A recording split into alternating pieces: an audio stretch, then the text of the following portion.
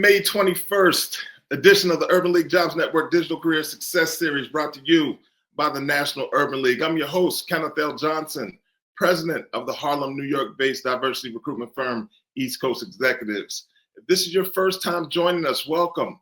Whether it's your first or 21st, please jump in the chat. You know what? I usually say, tell us where you're from.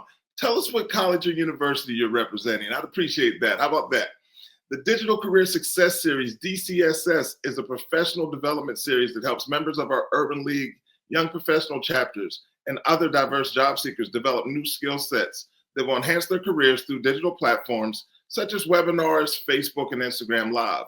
The goal is to provide an opportunity for professional development right from one's computer. If you want more, visit us at nuljobsnetwork.com.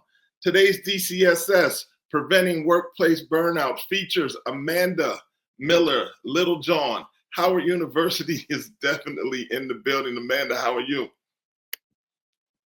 Am great. Thank you so much, Kenneth, for having me. I'm so excited for this conversation. And yes, HU is in the building. I wanted people to shout out their universities. I know this whole HBCU thing gets a little competitive, so I'm from a PWI, University of Pittsburgh, University of Maryland. I hope you're with me today, but HU is definitely in the building. Amanda, please, we're going to be talking about preventing workplace burnout. Tell our audience a little bit about yourself and the work that you're doing out here.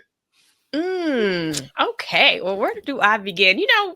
I want to start at a place, and I'm going to briefly go through these points. I know you got points in my bio, but I started my career as a journalist and actually was laid off during the Great Recession and decided to start a business doing communications consulting, which fast forwarded into personal brand coaching and thought leadership coaching, executive coaching. And I've circled back around as an author now of my new book, The Rest Revolution. But the thing that I thought was really cool about today was when I was laid off from my newspaper job back during the Great Recession, and I got out there, I hit the pavement, and I basically applied the framework that I later started to teach around personal branding.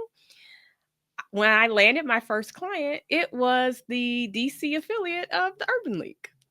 So imagine that. So I have huge love for the Urban League organization. The Greater Washington Urban League was my very first retainer client.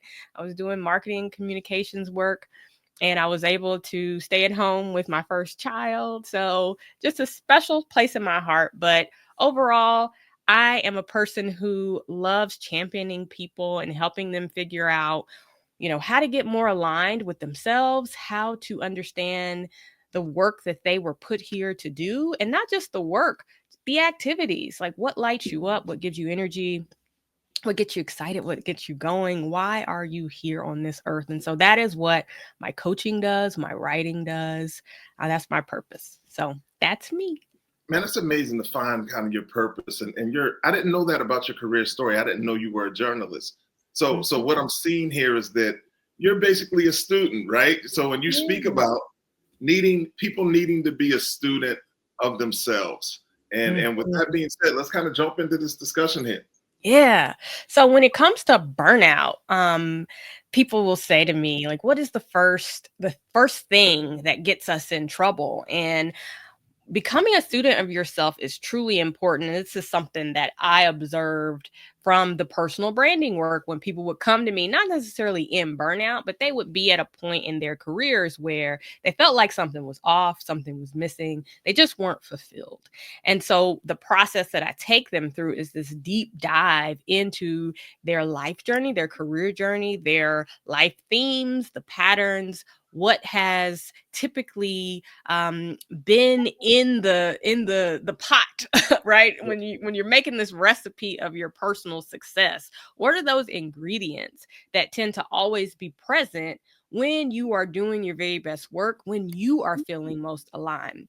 And the thing that I notice as I'm taking people through this process, again, with that journalism background, is as they're telling me their stories and kind of hearing for themselves those patterns emerge and those similarities to keep creeping up as they're telling me about this role and that role, and this is who I was as a kid and this is who I am now, is that most of us are not taking the time to really become students of ourselves. And that is really the first step. You've got to take stock of who you are, who you've always been, what energizes you, what drains you, what are the ingredients that are always present when you are at your best. Because once you know that, then you can set about trying to make sure you're engineering an environment where you can thrive. And I think burnout creeps in when number one, we're not aware of what we need to thrive. And number two, we just kind of maybe we're aware, but we're not intentionally making sure that we are infusing those parts into our days.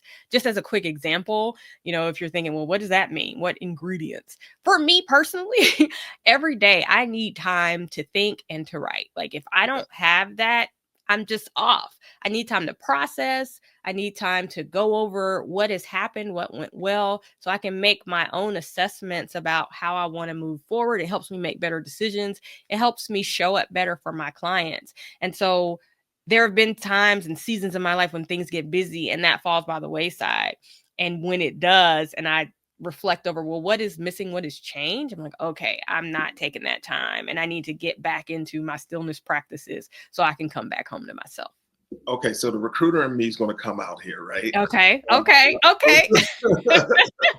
so, What you got? so when you speak about writing, are you speaking about journaling? Because I can see that being your default mode. You're a journalist, right? Yeah. Or are you using any tools, resources, or are you just really bringing out something and writing like? Yeah. Like for me, again, this is me being a student of myself. Like Yes. I take notes, I write in a journal. I have another notebook where I'll just kind of write down what's on my mind and things that I want to come back to later and just like think about.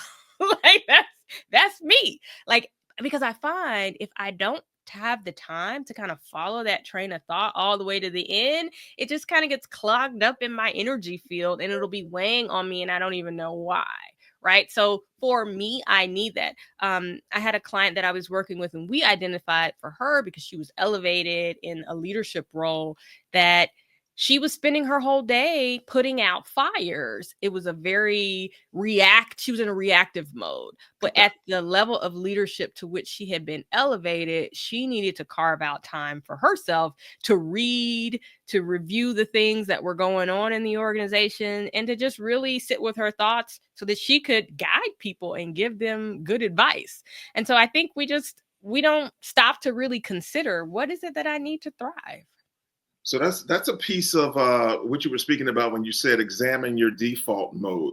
Yeah. People kind of need like how are you working, right? And what are you defaulting to in that environment and in that workplace? Because oftentimes that may not be the most conducive way to handle things. So talk to us a little bit about the whole overworking on autopilot.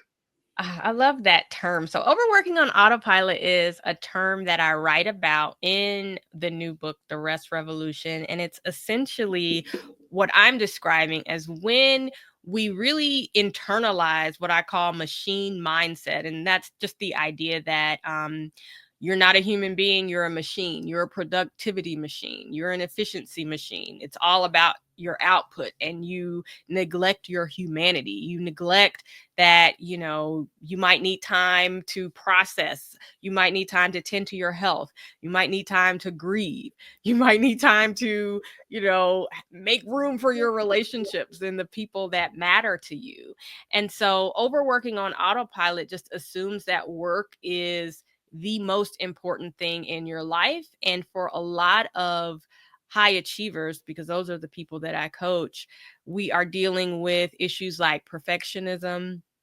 We're dealing with imposter syndrome because we're always, judging ourselves against this measure of perfection. Perfection is the only thing that is okay, that we see is okay. And we feel like if we fall short of that, we're not enough. And in many cases, we're in environments that are reinforcing that message. So we feel like, oh my God, I can't afford to even make a mistake or make a slip or I'll, be put out of here. But it's a really damaging mindset to go about your days with because you are not a machine. You are a human being. And to be human is to make mistakes. Now, not to say that you should attempt to be sloppy and walk around and not doing things well, but I think we have to give ourselves grace to grow, we have to give ourselves grace to learn and to evolve and to innovate and to know that, sometimes failure is that pathway to the next level. The other piece of overworking on autopilot, which is a huge thing, especially with women of color, is this idea of feeling like you have to push through. You have to push through pain. You have to push through anything that's going on in your life personally that may be just clouding your field. Pain of a health event, pain of losing a loved one, not having the room or the space to grieve. And so that's that overworking on autopilot again, where it's like we don't have room for our own human needs. We have to operate like these machines that don't require rest or time off or space to do these things that are universally human. So if we're thinking about things that are outside of the confines of work, like that's a part of stress as well, because we're looking Yeah. at someone as a whole, right? But then you were Yeah. speaking about the imposter syndrome, right? And you were Mm. speaking about maybe not being aligned with the work that you're doing in general, right? So all of these things, are these the things that come together in a stew basically and cause burnout? Is that Yep. how this is working? Yeah. It's like it's almost like the air we're breathing are these social norms that contribute to us feeling like we have to overwork on autopilot. So the machine mindset is kind of like the prevailing social norm and cultural norm that we have to overwork in order to be seen as like successful or worthy or, worth our role, right? And so you take what's going on the outside and you add that to what's happening with you personally, and then you throw in a little perfectionism and imposter syndrome that contributes to you overworking to prove your worth. And there's just not enough room or space in your nervous system. There's just not enough grace to go around, and it's an inevitable thing. I write in the book too about this cycle that high achievers end up on, and overworking on autopilot is the beginning of that. It eventually leads to a burnout breaking point where it's a profound moment that you can't ignore. It kind of makes the record skip on the autopilot, right? So typically that'll be a major health event or the loss of a loved one or maybe a layoff or something that just really shakes you and wakes you up to show you the insanity of the pace that you're attempting to keep while also trying to keep all of these other balls in the air. So I view you as a high achiever Yeah, in a lot of ways. for And, sure. and but you still manage to kind of work, be Oh, an esteemed professional in your space, and write 2 books. Tell me yeah. kind of about your process to that, or Well, even making that decision to do more. let me tell you though, open this book up and you will read my burnout story. So, Okay. That's like, what I need to know. like, It's there. yeah, All right. I'm speaking from experience here. Like, Okay. I'm All not right. just saying, okay, well, yes, I interviewed a bunch of people who were going through this, which I did. Sure. But it was also from the vantage point of I'm doing too much, right? Mm. And so I can recognize it because I can recognize it in myself. And so I opened the book talking about I'm an addict. I'm addicted to overworking and to achievement, and how achievement has been this thing since childhood that has given me a sense of self-worth. It's like, okay, it started with making the good grades, making the A's. Yeah. Yeah, Okay. Okay. and it's like, okay, you notice how people sit up straight when you bring in a report card that looks like that, and then suddenly it's like, they respect you a little more, or like you get a little more leeway in the household, and they're bragging about you, and that feels really good, especially for so many of us, the things our parents had to deal with in their day in the workplaces, and just in this country. It's like your achievement could be a bright spot, and I think for me, I held on to that and over indexed in it, and to my own detriment in many ways. And so that's a common story, and I can say that from the vantage point as both a coach and a journalist, because like you, being in these spaces where we talk to so many different people, you start to see the themes. You start to see like, oh, okay, these are these are the trends. Like, Yes. this is what people are going through. This is not isolated. This is not just me. This is not just you. This is something that is happening across the board. And so I speak from a place of experience, a place of compassion, a place of I'm helping people through this, but I'm also working through it myself. Sure. It's not something that you just wake up and say, okay, I understand, I know better, I'm going to do better, and I'm healed. These norms that we are operating under are centuries in the making. And I talk about that in the book, like the history of how this machine mindset took root and how it became the prevailing, like whole hustle culture became like the prevailing mode of working for us. And so if it took centuries to take root, and to become the norm that we all accept, and it's the thing that it's been passed down from our parents and their parents, etc. Like, work twice as hard to get half as much, or yeah, work hard to get anything in this world. If these are the ideas that are shaping us and they have been in the making for centuries, our recovery is going to be, I might not get there, right? I'm gonna do MLK or Moses. Like, I go to the mountaintop, but I might not get there with you. I can see it.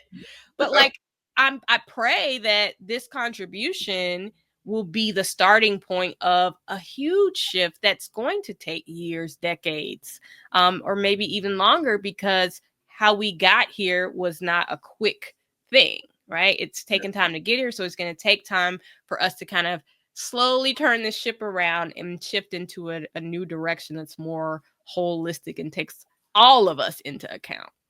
You know, I'm going to definitely read the book. I'm actually going to need to probably go to Mahogany Books down there at National Harbor or in Anacostia to grab the book. If I don't, I would grab it online. But either way it goes, I really know that this is something that I need personally. So with that being said, thank you very much for your contribution to getting me healthier. How about that?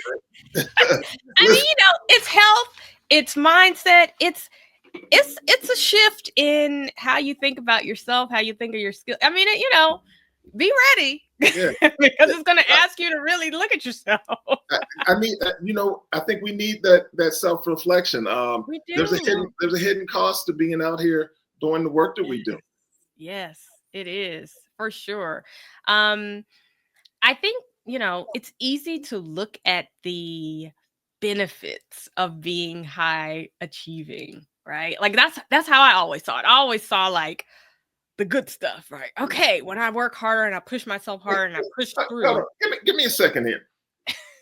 Did you grow up with siblings? I have an older brother. Mm-hmm. All right. So, and you were the one coming in with this great report card, honors, and all of that, and you're just putting all the fire in the household. Pressure's everywhere now because little sis is a superstar. She got the A's. Yeah. A's on A's on A's. Yes. We need a part 2 with your brother, right? We need a. So let me tell you though, quick. That's funny. You should mention that. So the way my brother was a high achiever, his was athletics. Okay. I don't have an athletic bone in my body, right? But my brother's very athletic. And so that was how he stood out and how he achieved. And so that kind of gave the family something to rally around. So yeah, the classroom was my arena or my field. All right. So you speak about examining your expectations around performance, but it seems like you speak to that as an individual contributor. Sometimes those expectations are set by someone else. They are. Talk to us about that. Sometimes they are set by someone else, but I think that we neglect our own contribution and our own ability to frame how we show up at work, how we show up in the workplace. And by that, I mean, what is the internal conversation that you are having about what your work means? Now, there are toxic workplaces and toxic bosses, absolutely. But sometimes I do believe that we are not taking the license and leeway that we could take to say, you know what, I need some space around this. Very reasonable request. I have a loved one who just passed away and I'm not 100% at my best right now. I need to take a little bit of time, or I need to take a step back on this project. the, least people could say is no, sorry, you got to keep going. But what I find with the people I work with is we're not even voicing our needs. We're not even voicing our concerns to even get a response, to even get a yes or no. Like I won't say that we've accepted and completely internalized these narratives, but we don't even believe that we will get anywhere with the people that are in our leadership. And that's not always the case. I've had people who, once they had a good script or they, had something to say or a way to frame a reasonable request like that, they were successful. And so I think that if more of us are really lifting up this narrative of humanity, we are all human beings, right? We all get sick, we all suffer loss, we all lose people that we care about. We all go through patches where just life is super dynamic. I'm in one of those patches right now. I got a graduating senior about to go to college, and I also have a toddler who's about to go to pre-K. It's a lot is going on. We're at this kind of threshold of life. Like one person is about to leave the nest, and we're praying that, that works out and we can pull the whole college package together. But then we've also got someone who's learning how to read and learning how to just like be a person in this family. And so I think that we don't get what we don't ask for. We don't, and if we don't give ourselves grace, how can others give us grace to even know what we're going through, if that makes sense? Makes complete sense. I just pictured like a toddler reading the Rest Revolution. And I'm like, you know what? It's so funny because she knows that what the book is. So like I'll have a stack of them, and she'll be like, yeah. you got some Rest Revolutions? All those Rest Revolutions. I love it. Yeah, that's what I pictured right there. I'm like, wow. I mean, she can't read it, but she knows what it is. Yeah. She knows that book. All right, look. So there's some challenges out here, right? Yes. So just the internal narrative, right? That particular piece of it. Some of that. Are we talking about self-talk here, or are we just talking about? I guess that would still be self-talk, even if we're talking about emotional and mental, just lack of capacity to take anything on, right? Like how are we dealing with the challenges with burnout? I think the first piece is to even recognizing that there is a mindset that is kind of playing over all of our work and our work environment. We inherited it. We didn't necessarily sign up for it or authorize it or say this is who I am and what I believe. But like for me, looking back at how I started to shape my own ideas around self-worth and worthiness, and what work meant for me, like just to be frank, up until a couple of years ago, I thought my work ethic was a key part of my identity. Like that was who I am. Like if I were to describe myself to you, I would say I'm a hard worker. And that's true. But when I kind of started to peel back the layers on why is that such an important part of my identity, I started to think about how I personally believe that everything good that I've gotten was because I had put more effort, push myself farther than maybe I was in a position to push myself. I was willing to almost abuse myself to achieve. And I don't even know that is necessarily necessary. Another concept that I share in the book is one called the paradox of ease.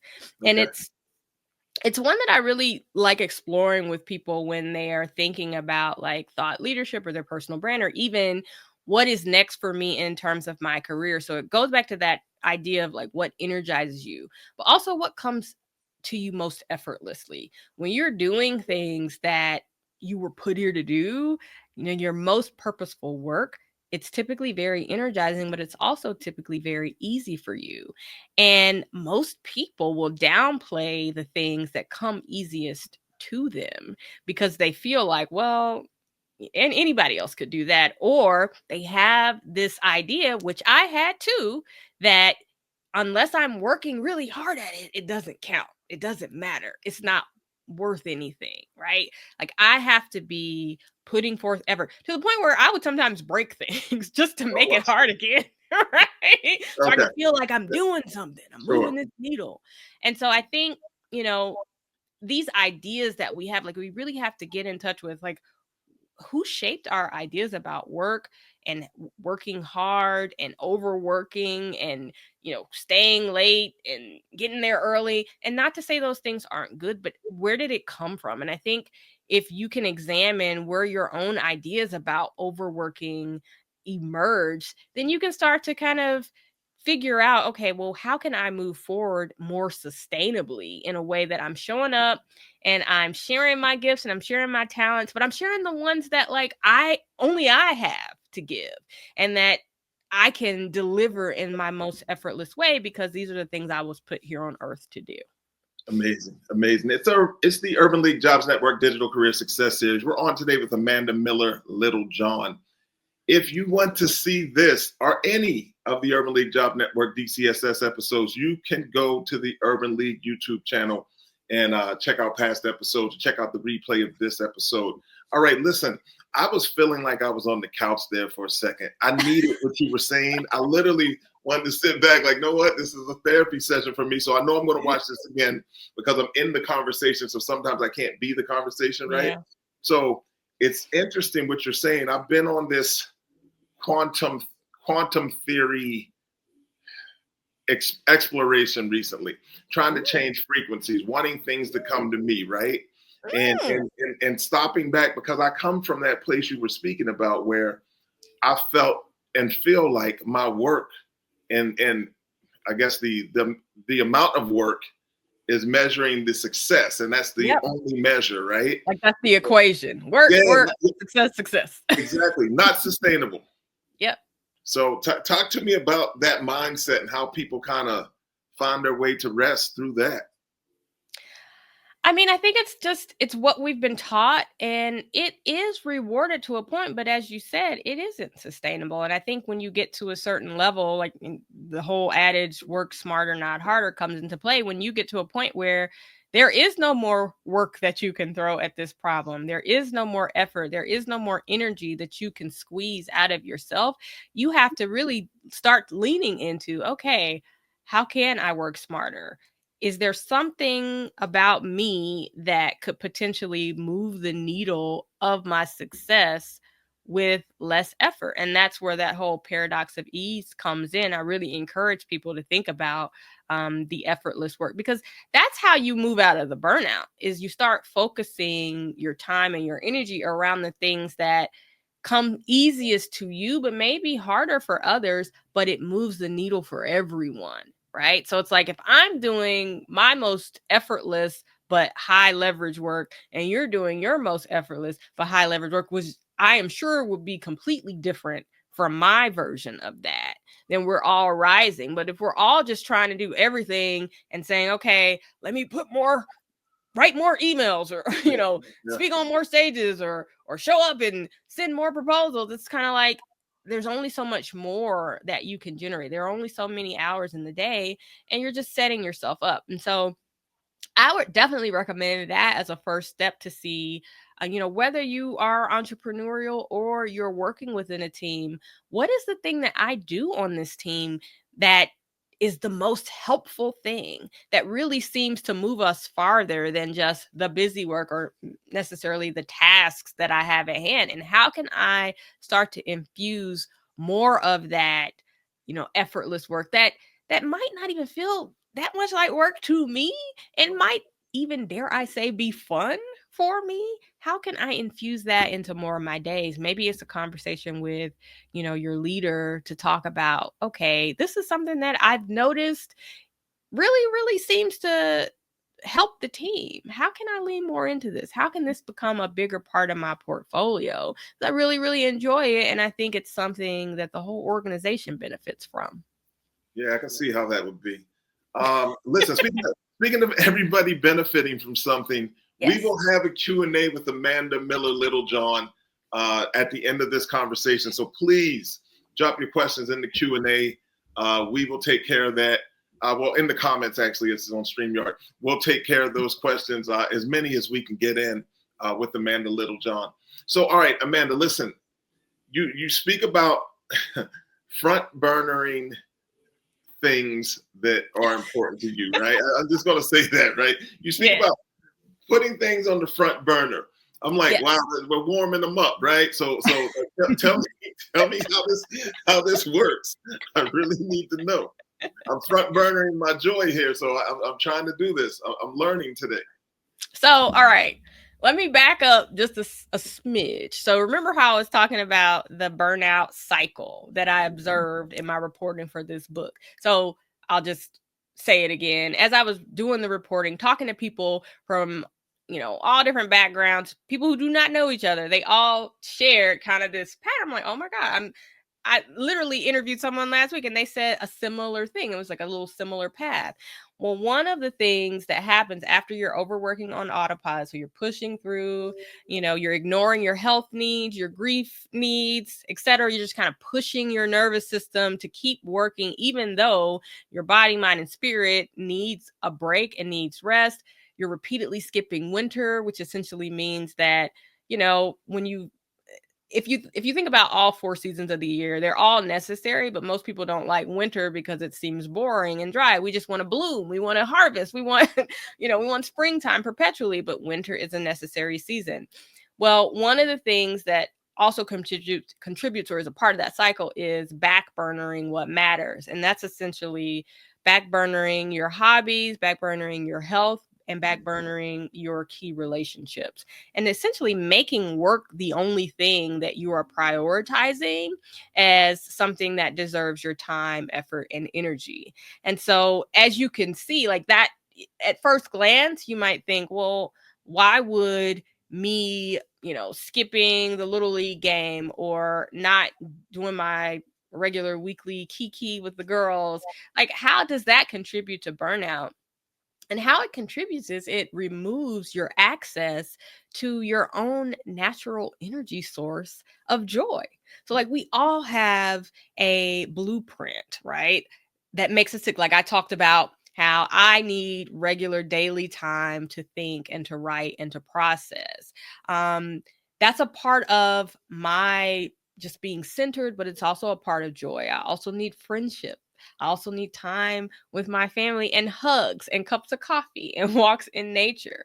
But what I find too often with high achievers is when work is the priority, we start backburnering everything else that fits into that picture of making us a whole person. So remember when we were talking about becoming a student of yourself, understanding what energizes you, understanding what you need to perform at your optimal level, all of those things are the things that most people start to backburner when work becomes just extremely busy. And so as we start to recover and decide, all right, I'm doing too much, this is not sustainable the way that I'm working, one tangible step that you can take is to think about the things that bring you energy, though energy generating activities like your hobbies, and energy generating relationships like your friendships, like your, little cousin, maybe the team that you coach of students. Are those people that when you're around them, they generate energy for you? And what you'll find is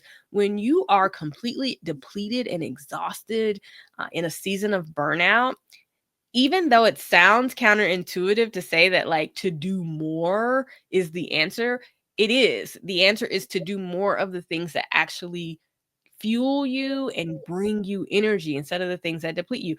These are sources, like little batteries that we are neglecting. It's like we're running on empty, but we have access to the very things that can energize us, but we put them on the back burner because we think we don't have time for it.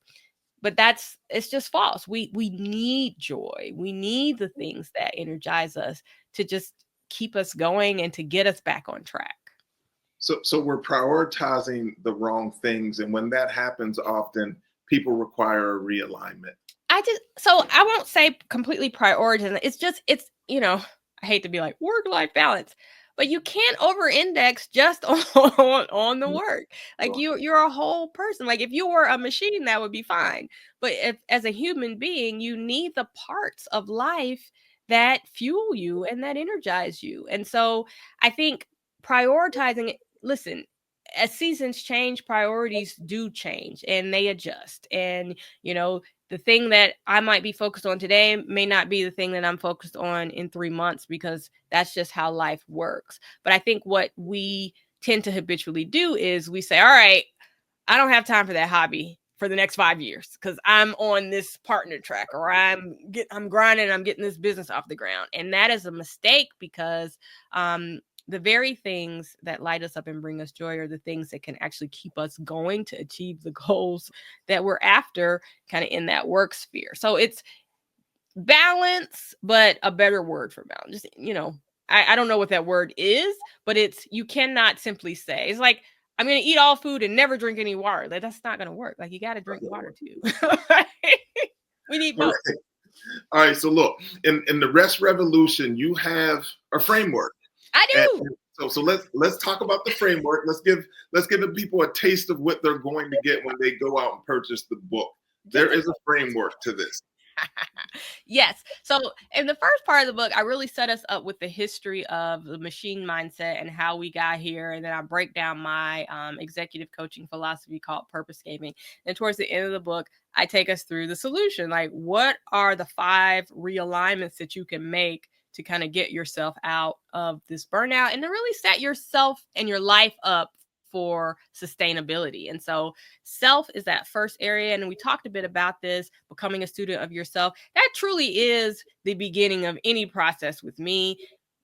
Understanding who you are, what you need, what matters to you, what drives you, what energizes you, what drains you, what turns you on, what turns you off. Understanding your ideal growing conditions, right, as a being in nature, so that then you can set about creating that environment around you for yourself to thrive. Your time, understanding how are you using your time? Like, am I backburnering every single thing that matters? How can I start to realign my time around the things that give me energy and around rest, right? Like, am I taking my vacation days? Can I start to maybe schedule some time off once a quarter so that I don't always find myself just exhausted at the end of the day? So let's hold on real quick. So with the time component, right? Any resources that you're using? Are you time blocking? Are you scheduling? Like, tell me how it looks for you. So a couple of tools that I talk about in the book: time blocking. I talk about time batching and theming. That's been a huge thing for me. So essentially, after you do a time audit and you see where's your time going, what are all the things that you're doing, starting to group some of those tasks by day of the week so that you can be focused in that area. So like me, I have a writing day, I have a coaching day, right? Like, I have certain days of the week where I'm doing business development. That's typically Mondays in the late morning, early afternoon. And so just kind of organizing your time a little bit better so you're not having to stop and switch gears and running around to and fro from task type to task type. So that's one. I talk a little bit about boundaries as well in the time section, because obviously we're not completely in control of our time or every hour of the day. We have to interact with other people. We have other people putting things on our calendar. So figuring out how can we navigate when other people are expecting us to be here when that might not be necessary for you, right? Like, how do you push back on that, and how do you set yourself up? Ambition was the third realignment. And I share that because what I found for many high achievers in midlife especially is they're running on an old script, so an outdated script of what they believe success means, looks like, or should be.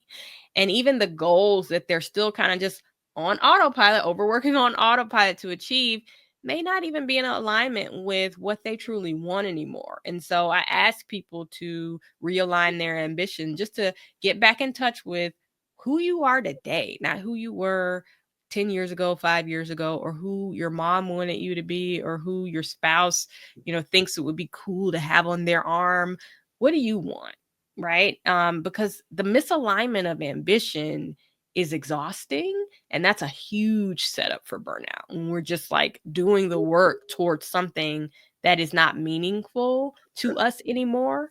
Let's see, space. When I say space, I really mean your nervous system. A lot of people will say to me, I can't rest. I sit down, I close my eyes, and so my mind is still working. It's working, it's working, it's going, it's going. How do I slow down and get to this place where I can hear myself and, be guided by my intuition, know who I am, become a student of myself? And if you are in that position, then you really have to work on your stillness practices to basically take your nervous system back over. So I recommend a few in the book. Yes. For me, I love meditation and sound baths. I love walking in nature. Some people might find gardening or yoga. You said meditation and what? Sound baths. So it's like sound baths are like, it's like meditation, but you're listening to a sound healer or a recording of a sound healer who's like hitting these crystal bowls, and it sounds like chimes, like wind chimes outside. Kind of sounds like that, but like a sound healer is trained in playing different sounds, different notes on different frequencies to kind of align you. I can't really explain it, but it works. You're giving me too much. I have to look this up. I need to look it up. Listen, I even talked to a psychiatrist who studies sound, and he's in the book. Wow. And he talks about how sound can really change. He's researching. His research is based on like, can we get to a point where we can prescribe sound frequencies to heal like, mental disorders and stuff. So it's really, really interesting. But it's really cool, especially if you struggle with sitting and listening to your thoughts and trying to get still with meditation. It gives you something to focus on. So that's space. The last alignment is your connections. Again, like, one of the first things to go when you are overworking is your relationships. But we need our relationships because they give us energy, they give us meaning and purpose and support, and they just make us healthier. Like, what's life without, your people? And so those are the 5 areas that, even if you take a small step, like with the connection piece, thinking about who do you miss? Like, who do you miss talking to? Can you send a text and get, some time on the calendar? Can y'all have a catch up tonight or this weekend? Like, it sounds small and simple, but it really does wonders to help us just find the fortitude and the energy to keep going, because life is tough. Man, yeah, tough indeed. You talked about making and taking small steps, but we've taken some huge steps today. Trust me, you couldn't believe how valuable this information is to me specifically. But I see from the Q&A that it apparently is valuable to some other people as well, because we have some questions to deal with. Okay. I love a good question. I would imagine. We've been talking for 45 minutes. My goodness. That flew by. Hey, listen, real quick, before we jump into the Q&A, tell them where they can get the book again, please. So you can get The Rest Revolution anywhere books are sold. There is even an Audible version if you are into audiobooks, but you can get it at Mahogany Bookstore, which is a Black-owned bookstore in Washington, D.C. There's one at National Harbor, one in Anacostia, and of course you can get it online if that's your preference. But yeah, if you don't have a Mahogany near you and you want to go into a store, you could go into Barnes & Nobles or Books A Million to get it. All right. Okay, we're going to jump in. So we got a question from Timothy. He says, thanks so much for your work, Amanda. You're welcome, Timothy. What's one simple task we can start doing today to recover from burnout? Well, I will go back to one of the things that I mentioned, which was the front burnering of your joy. If it were me, and that's actually something I did, and I wrote about it in the book, when I was kind of going through this season where it was just like everything was going, life in every area was on all cylinders, and I was just like, I'm melting, I'm malfunctioning.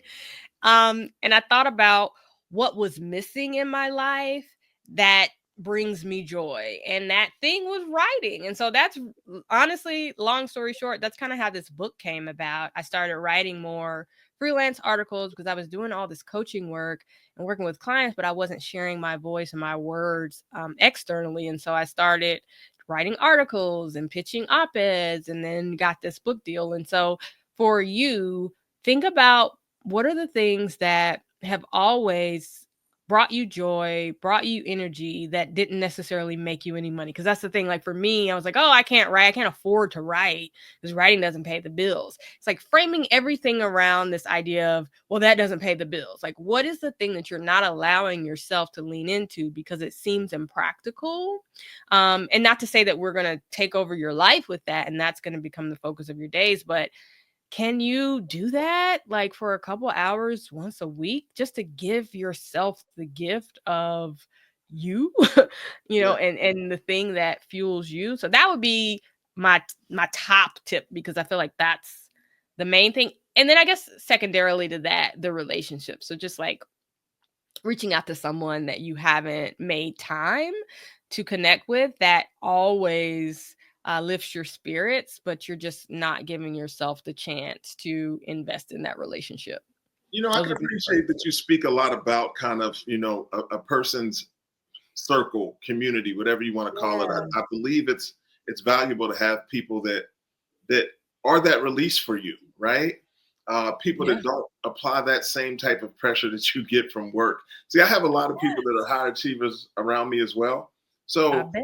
our conversation starts with, so what you working on? And sometimes Mhm. I'm not calling them for that. Like, maybe Yeah. I want to talk about the game, right? Or maybe it's just something Yeah. simple, but they stay in work mode as well. And I'm realizing that I'm probably one of those people to them. So I'm trying to be better at Mhm. just taking that out of the conversation for a moment or two. So I Well, can you can appreciate. shift that narrative and that dynamic. Just, you can take the lead by asking, like, what's going on with you, asking about, their kid, or, their spouse, or their vacation. What are they Yeah. reading? Like, Well, here's the problem. That usually happens at the end of the little conversation, right? It's yeah, like, that's oh, like by the the wrap way, by up. the way, how's little man? Like it's at. Yeah, it's like an afterthought. So I need to get better. I need to get better. Okay, another question. Um, Amanda, how do you recognize if overworking is being used as a vice to escape from trauma, drama, and or simple Mm, family expectations? mm. It's a lot. How? Whew. How do you recognize if it's being used to escape? I think that if you find yourself, and I'm gonna be transparent. How I've seen myself use it as a way to escape trauma is when, if I'm having some uncomfortable feelings, and instead of like feeling them, addressing them, reaching out to someone to talk about them, I just say, I open up my laptop and I kind of go to that place of working. That's how I know it's unhealthy. And I've experienced that before, and had to come to terms with the idea that, like, for me, work has been a thing that if I put energy into it, kind of like what we were talking about earlier, Kenneth, it's like you put in something and you're going to get something good out of it.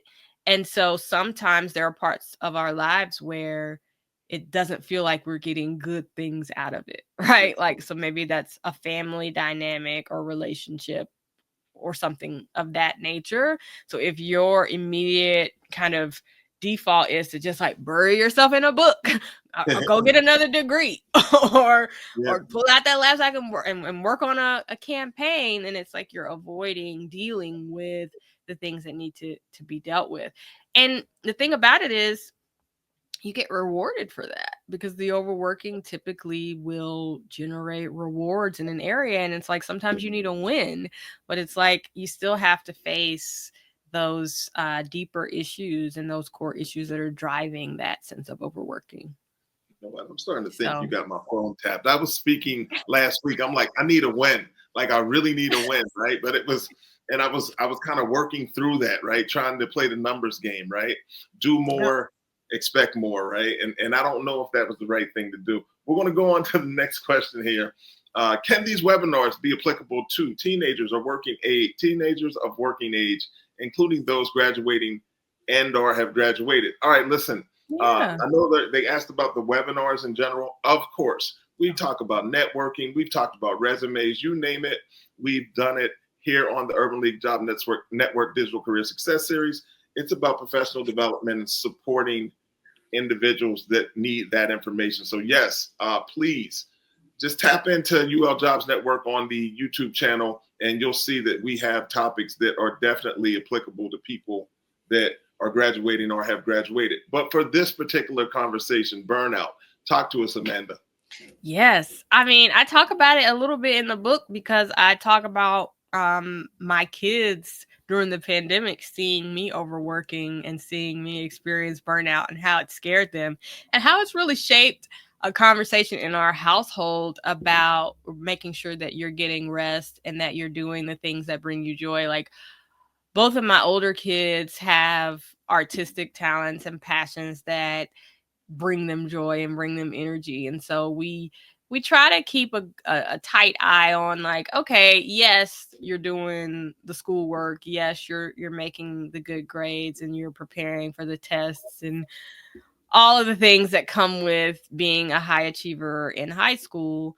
But also, are you doing your music production? Are you hanging out with your friends? Are you painting or whatever it is that that thing that you use to come home to yourself and that you will have for all of your life? I think we really do downplay how tough it is for young people, especially this day and age with all of the new, digital elements that are a part of just growing up. You're growing up online, like people are witnessing the mistakes that you're making.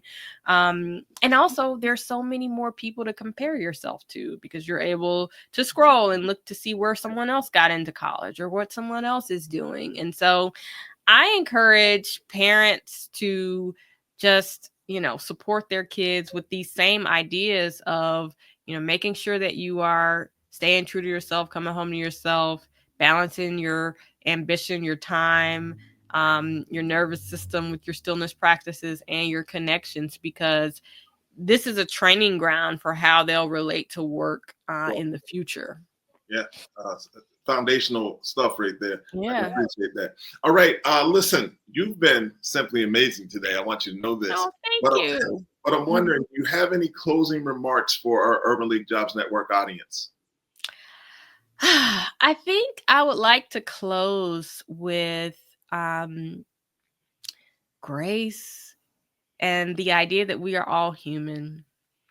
These are meaty ideas to embrace, to put into practice into your life, to wrestle with, to excavate, to understand how your relationship to these ideas has been. Some of it is you, some of it is, conditioning, some of it is what you were passed down, what you were taught, some of it is societal expectations, etc. But it's heavy. And I think when you get to a point where you decide that you would like to have a different relationship with working and achievement, and you want to have a more sustainable pace and just a more joyful existence, you're going to fall back into old habits because the muscle memory is strong. So just know that from the beginning. This is not like I said, it's not okay, I read this book or I learned this lesson and now I'm fixed. You're going to backtrack. You're going to slip back into your default mode of working because that's what you've been doing for decades. Yeah. And so just give yourself grace. When you fall back down, just pick yourself back up and try again. And just remind yourself that these are changes that you're going to need to make over the long haul, and a mindset shift that will be evolving over time if you just keep working at it. Because you're human. Yes, we are human. And I want to thank you for being an amazing human and sharing your information with us today. I don't know if you can reach one of those books, but pick it up. Let people know what they're looking for, please. Of course. Yeah.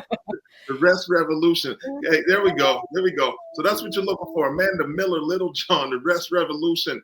Look, we want to thank you for joining us today for preventing workplace burnout. Amanda, you were simply amazing. I'm so glad we were able to pull this together and get you on. I think you are the perfect voice for this conversation and this audience and this time. So I thank you. Listen, if you want to stay connected to Amanda and her work, we already told you where you can get the book. But you can just jump on the website. There's a couple of them here. She's doing big things, but I know she's on LinkedIn. I saw some stuff today. Amanda is out here in the streets. You can find her at coffee shops all around DC, the train station, the library. You can find her at bookstores. She is really outside. So Instagram, In the pickup line at school. the blog at school, right? She'll be at a graduation. You can find her Yeah, out here. I'm But out here. you can also find her represented at Mahogany Books, National Harbor, Anacostia, and also online. So jump in there, man. Support that business and also support Amanda and the work that she's doing. All right, look, if you want to stay connected to the work I'm doing, it's Kenneth L. Johnson. I'm always on LinkedIn, but you can visit eastcoastexecutives.com and see what we're working on. That's always a good thing to do. And if you're on LinkedIn, send us an invite to connect. I'm always looking to connect with people. This is the work we do. And we're also on IG. All right. This is what we do. Once again, that's what I said. Join us for our next DCSS, June 4th, Emotional Intelligence in Action. It's like a family reunion. We got Dr. V. Johnson that's going to be on. We got Alvin Hagen. That's going to be an amazing conversation. I encourage you all to tune in to that. And speaking of encouragement, all right, it's that time of the year again.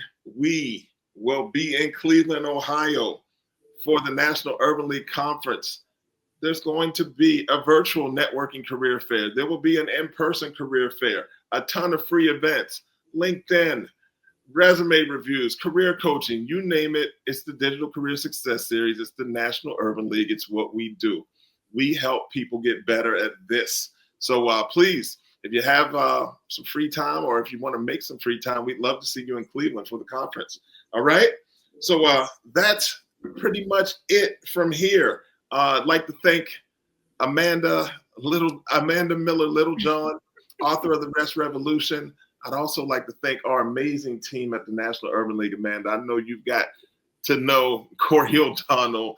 You've gotten to know Dave Gannon, and I believe you met Julius Jones as well. But I'd like to thank Wanda Jackson, our fearless leader, for helping us put this together and giving us the opportunity to be great. And that's what we try to do. Look, I hope to see you on the 4th for another Urban League Jobs Network Digital Career Success Series. I'm Kenneth L. Johnson, Amanda Littlejohn. Thank you all for joining us. We appreciate you. Take care.